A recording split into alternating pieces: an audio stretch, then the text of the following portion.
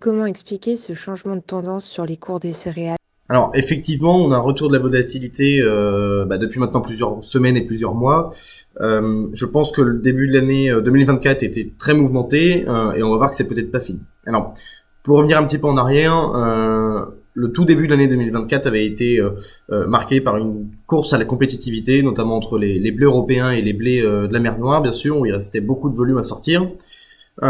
Puis le marché s'est progressivement tourné vers la nouvelle récolte, où on avait déjà des inquiétudes sur l'Europe, à quoi se sont ajoutées les craintes bien sûr qu'on a eues en mer Noire et qui se révèlent maintenant comme des vrais problèmes en ce qui concerne la production.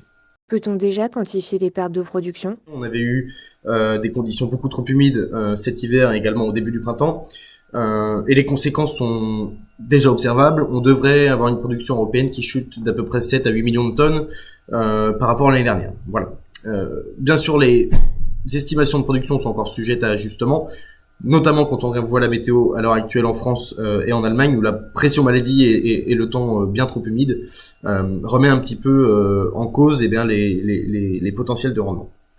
Si on se décale maintenant vers la mer Noire, qui bien sûr attire tous les regards, ça faisait bon nombre d'années qu'on n'avait pas eu des problèmes de production importants en mer Noire. Ça faisait bon nombre d'années que le weather market n'avait pas été autant virulent sur cette région du monde. Et c'est maintenant acté, voilà. Après un hiver pratiquement parfait sur la Russie et des potentiels de production que l'on pouvait estimer à plus de 92 ou 93 millions de tonnes il y a quelques semaines, on observe des pertes de potentiel, des pertes de production bien sûr, et un consensus de marché qui se dirige vers les 80 ou 82 millions de tonnes. Alors, ces chiffres-là aussi seront sujets à ajustement. On pourrait avoir des bonnes surprises et avoir une production qui dépasse les 82 millions de tonnes. A contrario, on pourrait avoir des conditions qui se dégradent encore, avec des fortes chaleurs notamment qui seront à venir, et auquel cas on pourrait voir la production chuter sous les 80.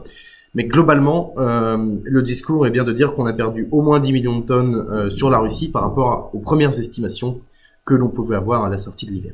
À quoi s'attendre d'ici la moisson et quels sont les éléments à surveiller?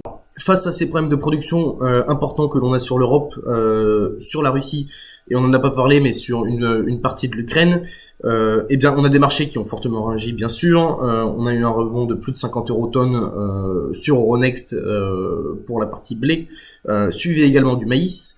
Le maïs qui reste néanmoins en retrait, bien sûr, puisque les fondamentaux sont loin d'être les mêmes pour le moment, car sur le papier, on a des productions et des disponibilités qui devraient s'afficher sur des très bons niveaux à l'échelle ukrainienne, européenne et aux États-Unis, donc sur tout l'hémisphère nord au global. Voilà. Maintenant, tous ces éléments de lourdeur ou en tout cas de disponibilité correcte sont sur le papier, comme je l'ai dit. La période de semis se termine progressivement et avec du mal en France. Ça se termine également progressivement aux États-Unis. Mais globalement, tous les risques sont encore devant nous sur le marché du maïs. Et la place pour un accident climatique est tout de même très limitée quand on voit la tension que l'on observe déjà sur le marché du blé. Voilà. Donc les éléments, bien sûr, d'ici la récolte qu'il faudra suivre.